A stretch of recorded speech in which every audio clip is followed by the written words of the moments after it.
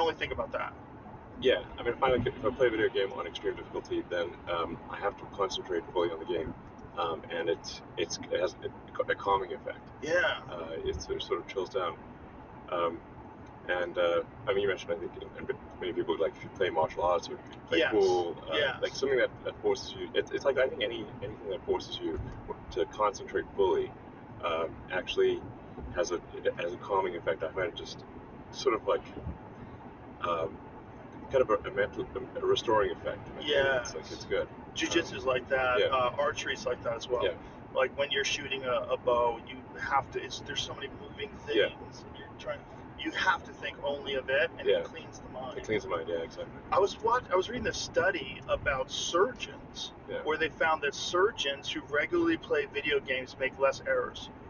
Well, I mean, video games require manual dexterity, so it makes sense. Completely makes sense. Actually, if somebody was like ever good at video games, I'd say like their surgical skills can be very good, because in order to be good at video games, any kind of fast reaction video games. Look at this: 32% fewer errors, 24% faster, and scored 26% better overall than their non-player colleagues. Oh, I believe that for sure. Incredible. Well, like that, you should be required in medical school to play video games.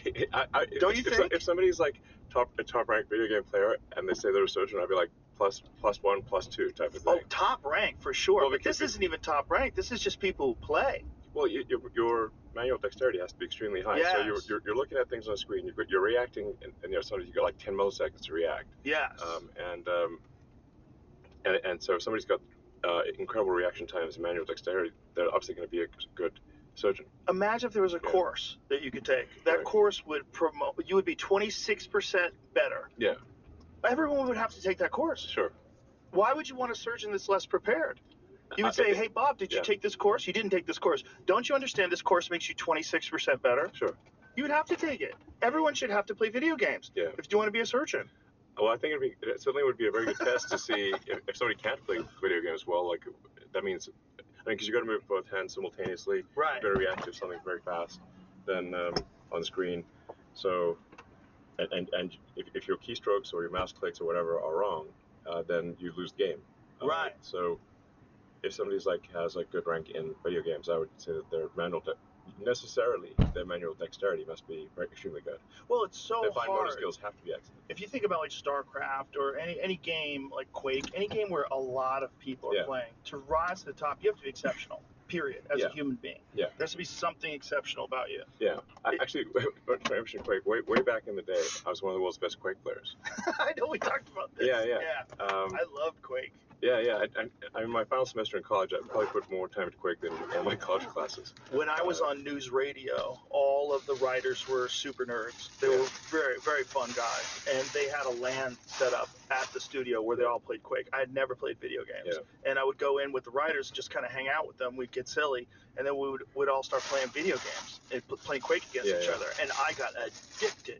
Like hardcore. I got a T1 line installed in my house.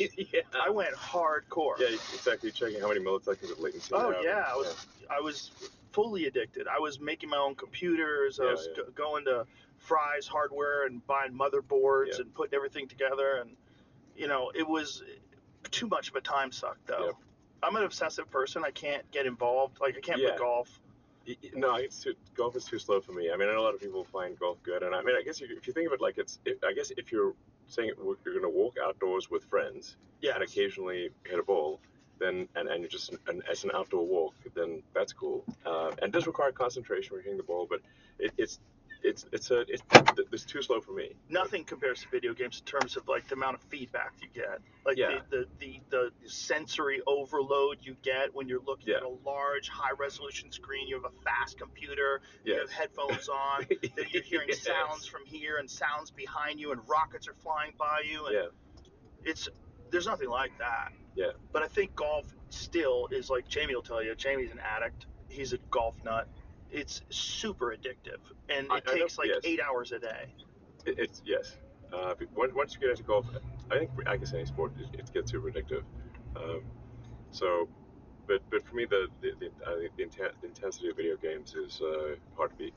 Yes, and the people dismiss it because they think it's just a waste of time. But we're showing like real world benefits of people playing video games. Yeah.